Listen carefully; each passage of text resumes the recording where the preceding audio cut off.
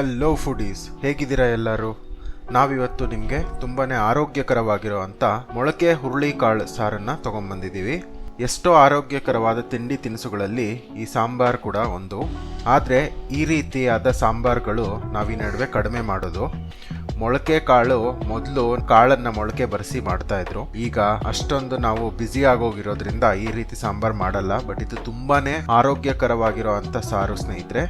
So ಬನ್ನಿ, ಈ ದಿನ ನಾವು ಮೊಳಕೆ ಹುರುಳಿ ಕಾಳು ಸಾರನ್ನು ಸುಲಭವಾಗಿ ಯಾವ ರೀತಿ ಮಾಡೋದು ಅಂತ ತೋರಿಸ್ಕೊಡ್ತಾ ಇದ್ದೀವಿ. ಮೊದಲಿಗೆ ಇದಕ್ಕೆ ಬೇಕಾಗಿರೋ ಇಂಗ್ರೀಡಿಯೆಂಟ್ಸ್ನ ನೋಡ್ಕೊಳ್ಳೋಣ. ಒಂದು ಬಟ್ಲು ಮೊಳಕೆ ಕಟ್ಟಿರೋ ಅಂಥ ಹುರುಳಿ ಕಾಳನ್ನು ನಾನು ತಗೊಂಡಿದ್ದೀನಿ. ಇದರಲ್ಲಿ ನಾನು ಸ್ವಲ್ಪ ಕಡಲೆ ಕಾಳನ್ನ ಕೂಡ ಇಲ್ಲಿ ಸೇರಿಸಿದ್ದೀನಿ. ನಾನು ಒಂದು ಬಟ್ಲು ಹುರುಳಿ ಕಾಳು ತಗೊಂಡಿದ್ರೆ ಇಲ್ಲಿ 1/4 ಬಟ್ಲಿಗಿಂತ ಕಡಿಮೆ ಅಷ್ಟು ನಾನು ಕಡಲೆ ಕಾಳನ್ನು ತಗೊಂಡಿದ್ದೀನಿ. 4 ಸಣ್ಣ ಟೊಮ್ಯಾಟೋನ ಹಚ್ಚಿಟ್ಕೊಂಡಿದ್ದೀನಿ. ಅರ್ಧ ಬಟ್ಲು ಕೊಬ್ಬರಿನ ಈ ರೀತಿ ಚೂರು ಮಾಡಿಟ್ಕೊಂಡಿದ್ದೀನಿ. 1 ಈರುಳ್ಳಿ ಸಿಪ್ಪೆ ತೆಗೆದು ಹಚ್ಚಿಟ್ಕೊಂಡಿದ್ದೀನಿ. 1 ಇಂಚು ಶುಂಠಿನ ತೊಳೆದು ಈ ರೀತಿ ಹಚ್ಚಿಟ್ಕೊಂಡಿದ್ದೀನಿ. ಸ್ವಲ್ಪ ಕೊತ್ತಂಬರಿ ಸೊಪ್ಪು, ಸ್ವಲ್ಪ ಪುದೀನ, 1 ಗಡ್ಡೆ ಬೆಳ್ಳುಳ್ಳಿ ಸಿಪ್ಪೆ ತೆಗೆದು ಎಸಳುಗಳನ್ನು ಈ ರೀತಿ ಸಪ್ರೇಟ್ ಮಾಡಿಟ್ಕೊಂಡಿದ್ದೀನಿ. 1 ಸ್ಪೂನು ಕಡಲೆಪಪ್ಪು ಅಥವಾ ಹುರಿಗಡಲೆ ಅಂತಾರೆ, 1 ಸ್ಪೂನು ಧನಿಯಾ ಪುಡಿ, 1 ಸ್ಪೂನು ಅಚ್ಚಕಾರದ ಪುಡಿ, ಅರ್ಧ ಸ್ಪೂನು ಗರಂ ಮಸಾಲ ಪುಡಿ. ಈ ಗರಂ ಮಸಾಲ ಪುಡಿ ನಾವು ಮನೆಯಲ್ಲೇ ಮಾಡಿರೋದು. ಆ ವಿಡಿಯೋನ ಕೂಡ ಇಲ್ಲಿ ಮೇಲೆ ಐ ಬಟನಲ್ಲಿ ಕೊಟ್ಟಿರ್ತೀನಿ, ಅದನ್ನು ಕೂಡ ನೋಡಿ. ಅರ್ಧ ಸ್ಪೂನು ಸಾಸಿವೆ, ಸ್ವಲ್ಪ ಕರಿಬೇವು ಮತ್ತು ರುಚಿಗೆ ತಕ್ಕಷ್ಟು ಉಪ್ಪು ಮತ್ತು ಅರಿಶಿನ. ಈಗ ಬನ್ನಿ ಇದನ್ನು ಮಾಡೋದು ಯಾವ ರೀತಿ ಅಂತ ನೋಡೋಣ. ಮೊದಲಿಗೆ ನಾನು ಒಂದು ಮಿಕ್ಸಿ ಜಾರನ್ನು ತಗೋತಾ ಇದ್ದೀನಿ. ಇದರಲ್ಲಿ ನಾವು ತಗೊಂಡಿರೋ ಅಂಥ ಕೊಬ್ಬರಿ ಚೂರು ಆಮೇಲೆ ಟೊಮ್ಯಾಟೋನ ಹಾಕ್ತಾಯಿದ್ದೀನಿ. ಇದಾದಮೇಲೆ ಇದಕ್ಕೆ ಈರುಳ್ಳಿನ ಸೇರಿಸ್ತಾ ಇದ್ದೀನಿ. ಇದಾದಮೇಲೆ ಇದಕ್ಕೆ ಹುರಿಗಡಲೆಯನ್ನು ಕೂಡ ಹಾಕ್ಕೋತಾ ಇದ್ದೀನಿ. ಅದಾದಮೇಲೆ ಬೆಳ್ಳುಳ್ಳಿ ಹಾಗೆ ಶುಂಠಿನ ಕೂಡ ಸೇರಿಸ್ತಾ ಇದ್ದೀನಿ. ಅದಾದಮೇಲೆ ಕೊತ್ತಂಬರಿ ಸೊಪ್ಪು ಮತ್ತು ಪುದೀನ ಸೊಪ್ಪನ್ನು ಸೇರಿಸ್ತಾ ಇದ್ದೀನಿ.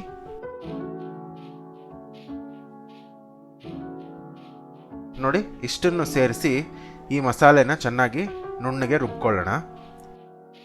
ನೋಡಿ, ಈ ರೀತಿ ಆದರೆ ಸಾಕು. ಈಗ ಒಂದು ಕುಕ್ಕರ್ ತಗೊಂಡು ಅದರಲ್ಲಿ ಮೊಳಕೆ ಕಾಳನ್ನು ಹಾಕ್ಕೋತಾ ಇದ್ದೀನಿ. ಇದರಲ್ಲಿ ಇವಾಗ ನಾವು ಏನು ರುಬ್ಬಿಟ್ಕೊಂಡ್ವಿ ಮಸಾಲೆ, ಅದನ್ನು ಕೂಡ ಇದಕ್ಕೆ ಸೇರಿಸ್ತಾ ಇದ್ದೀನಿ.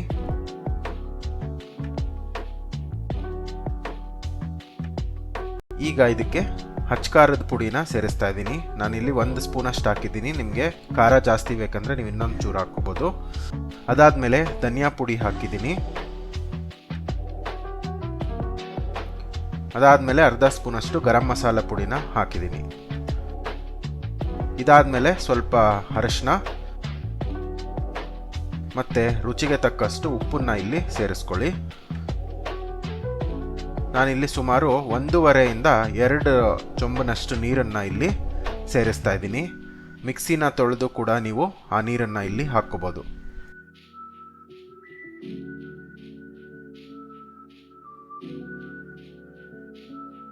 ಈಗ ಎಲ್ಲ ಚೆನ್ನಾಗಿ ಮಿಕ್ಸ್ ಮಾಡಾದಮೇಲೆ ನಾನೀಗ ಇದನ್ನು ಗ್ಯಾಸನ್ನು ಈಗ ಆನ್ ಮಾಡ್ತಾ ಇದ್ದೀನಿ.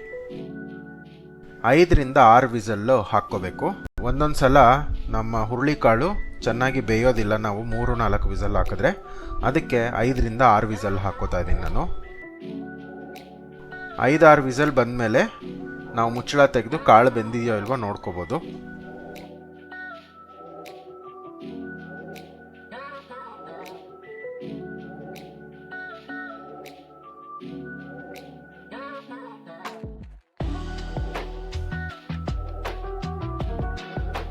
ಈಗ ನಾನು ಒಲೆ ಮೇಲೆ ಒಂದು ಬಾಣಲಿ ಇಟ್ಕೊತಾ ಇದ್ದೀನಿ.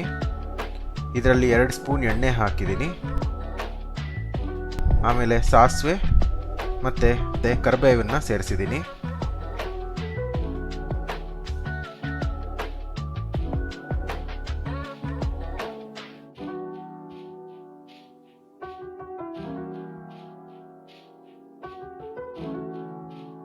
ಈಗ ನೋಡಿ, ಈ ಒಗ್ಗರಣೆನ ನಾವು ಸಾರಿಗೆ ಸೇರಿಸಿ ಮಿಕ್ಸ್ ಮಾಡ್ಕೊಳ್ಳೋಣ.